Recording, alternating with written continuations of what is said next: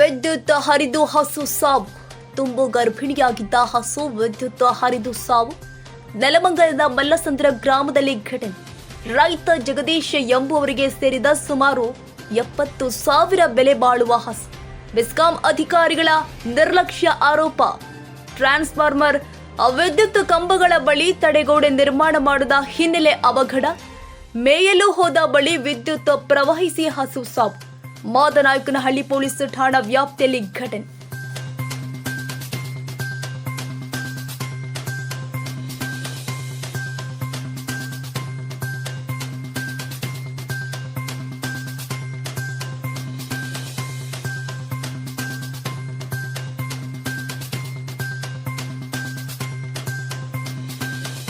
ನಿತ್ಯಜ್ಯೋತಿ public school 2024-25ನೇ ಸಾಲಿನ ಪ್ರವೇಶಾತಿ ಪ್ರಾರಂಭವಾಗಿದೆ.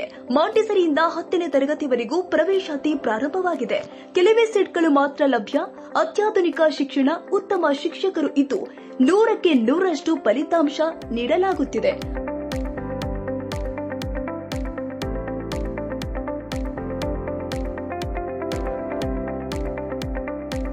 ಹಾಗಿದ್ರೆ ಒಮ್ಮೆ ಭೇಟಿ ಕೊಡಿ.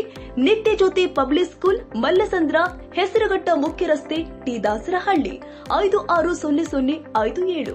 ಹೆಚ್ಚಿನ ಮಾಹಿತಿಗಾಗಿ ಸಂಪರ್ಕಿಸಿ 9535525779 ಹಾಗೂ 9448481782 ಮತ್ತು 9620162253.